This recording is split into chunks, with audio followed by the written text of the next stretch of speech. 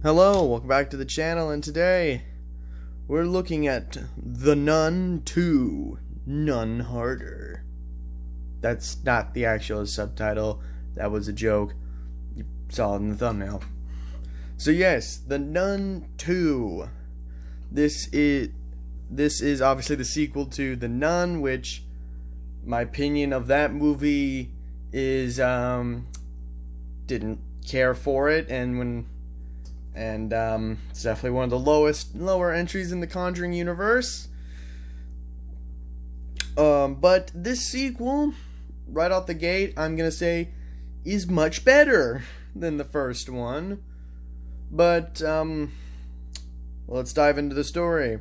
So this film takes place in 1956, around about 4 or 5 years after the first one took place, and it follows the sister Irene, the same character from the first movie, and she's now has to travel all over France to solve a recent string of murders of people in religious figures in France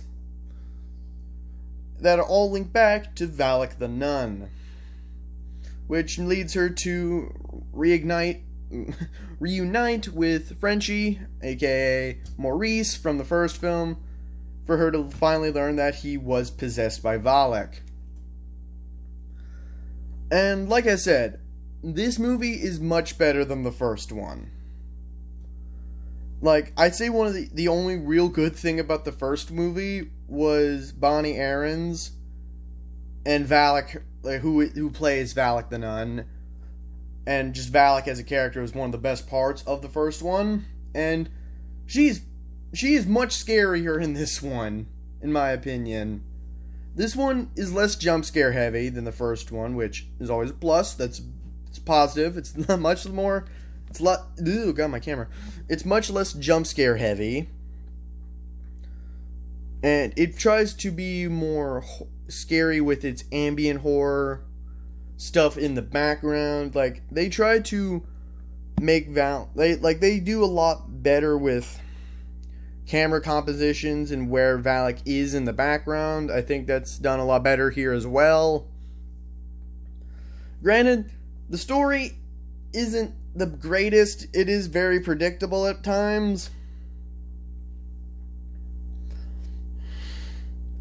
But, I mean, I wasn't expecting the story to be, like, fucking monumental. Another thing that I think is done better here is it's just fun to watch. The first movie was really just not that entertaining, in my opinion, even as like a so bad it's good standpoint. And that's probably just a me thing, maybe because I'm not the hugest fan of religious horror films anyway. There's only a few exceptions to that, and that's of course The Conjuring, The Exorcist, and stuff like that. Those are kind of the only real exceptions.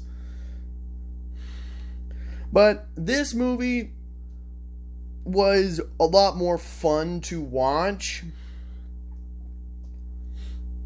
and like they really did try to do a bit more here than just fucking hooah. Like, they tried to do a lot more than just jump scares. And also, speaking of the jump scares, they're a lot better here, because as you'll see in my upcoming Five Nights at Freddy's video, I talk a lot about how a jump scare should be performed, and that being there should be no lead-in. And this film's jump scares have no lead-ins. They're just right then in your face. Some of them have a bit more lead-in to set the mood, and those ones are fine. But for the most part, the jump scares are also done way better here. Another thing I really like about this one is I love the practical effects they try to do here. The gore, well, it's not, again, there's not too much gore in here, but there's a few bloody kills in this. Well, at least one really bloody kill in this fun. That's done really well. And obviously Valak herself still looks great. Like, there's a reason why people group her with other modern horror legends like Art the Clown, Black Phillip, or some other ones I can bring up. I guess, yeah, the Insomnia Demon from Insidious. I think if someone could correct me in the comics for what that demon was even named from Insidious, that'd be great. But yeah. And also, to go into spoilers, there is another creature in this that's a goat man that's supposed to represent the devil, and the effects on him, like the practical stuff on him, looks great. Very good, very good for the makeup team for this. And ultimately, I do think this movie is pointless. I don't really think I don't know if they should have made this, because I mean, we could have pieced everything together timeline wise, but honestly, I'm kind of happy they did make this, because the first Nun was very boring and not fun. This one, at least this one was more entertaining and was fun to watch, and had a lot better scares. I think probably the best scare in the movie, again, spoiler alert, well, I think there's two really good scares in this. And that's the scene where Irene is in this alleyway and with a magazine rack, and all the magazines start flipping to a page to form out the shape of Valak. And then Valak just pops out of the magazines. That was really well done, and the setup for it was really good. Another really good jump scare is probably, I'd say, the hallway jump scare where Valak appears in the Warrens' house.